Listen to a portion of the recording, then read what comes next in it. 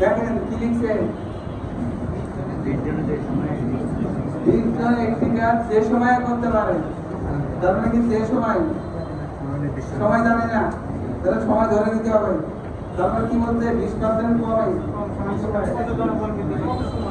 20% কম সময়ে কত সময় জনগণ বাড়াতে হবে। একটা ঠিক আছে দেখি কোশ্চেন করছেন তো, চাওয়া কি জনগণ মানে জনসংখ্যা চাওয়া বা শ্রমিক চাওয়া নাকি, চাওয়া কি শ্রমিক খেয়াল করতে হবে, চাওয়া কি শ্রমিক। তাহলে মনে করি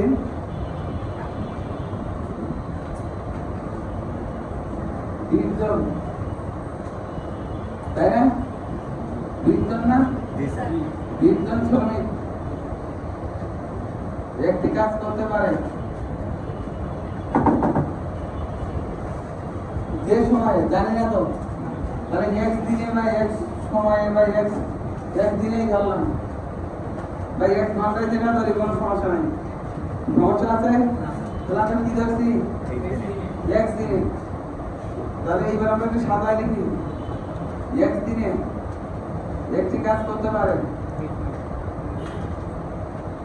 20 জন। এটা কেন লিখলাম বলতে পারেন, জন চাইছে, যে চাই সে কোথায় যায়, এবার একজন একদিনে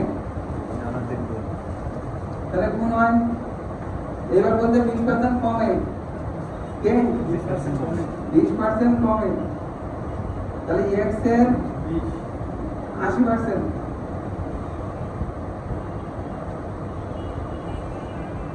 20% কমে গেলে আর কত পার্সেন্ট লাগে, 80%।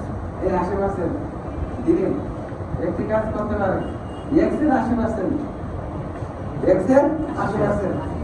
তাহলে এইবার একের পরে যেটা হয় সেটা সরাসরি গুণ হয়, তাই ভাগ হয়, একের পরে যেটা ভাগ হয়, তাহলে একে যদি গুণ হয়েছে তাহলে কি হবে, x এর 80/%, তাহলে 80/100 উল্টাই দিলাম, x এর কেটে দিই, তাহলে 20/100/80, এটা গেল 4, তাহলে 25, তাহলে 25 জন।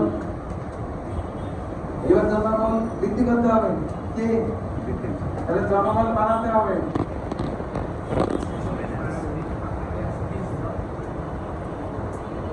জনবল বাড়াতে হবে 25 + 20।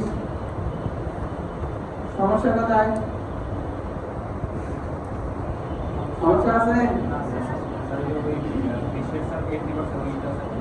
এটা 20% কমে, তার মানে আর কত পার্সেন্ট আছে, কত পার্সেন্ট, 80%।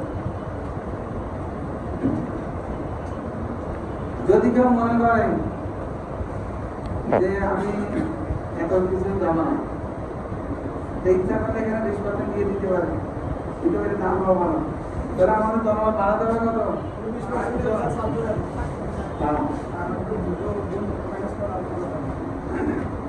যাই হোক, তাহলে 20% কমে মানে কত, x এর 80%, কারণ x তো মূল, এটা 100%, তার থেকে 20% চলে গেছে, সমস্যা হবে। এরপরে আমরা ওই একই ম্যাথ দেখেন 17 নম্বর কোশ্চেনটা পড়ে 17, একই